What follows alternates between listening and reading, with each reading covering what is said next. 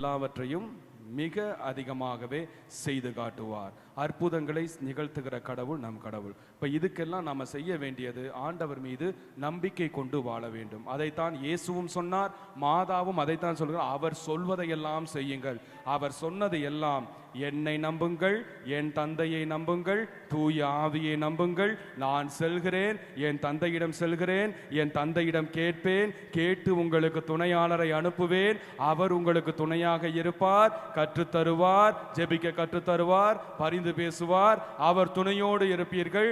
மீண்டும் நான் திரும்பி வருவேன் என் தந்தையிடம் இருந்து. இதுதான் அவர் மீது நாம் கொண்டிருக்கிற நம்பிக்கை. இதைத்தான் இருவருமே சொல்லுகிறார்கள், ஆண்டவர் மீது நம்பிக்கை கொள்ள வேண்டும்.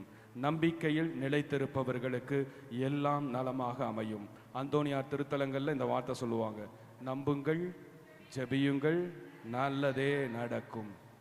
அதே தான் மாதாவும் சொல்றாங்க, நம்புங்கள், என் புள்ள சொல்றத நம்பு, என் புள்ள சொல்றத கேளு, என் புள்ள சொல்ற மாதிரி செய்யி, உனக்கு எல்லாமே நலமாக அமையும். தேர்ந்தெடுக்கப்பட்ட வழிமரபினரே, அரச குருத்துவ கூட்டமே, தூய மக்களினமே, அவருடைய உரிமை சொத்தான மக்களே, அவருடைய தனி சொத்தான மக்களே, அவருடைய ஆவியால் இயக்கப்படுகிற கடவுளின் மக்களே, அனைவரும் இப்பொழுது முழந்தால் படியிட்டு குணமளிக்கும் இந்த வழிபாட்டிலே நாம் பங்கெடுப்போம்.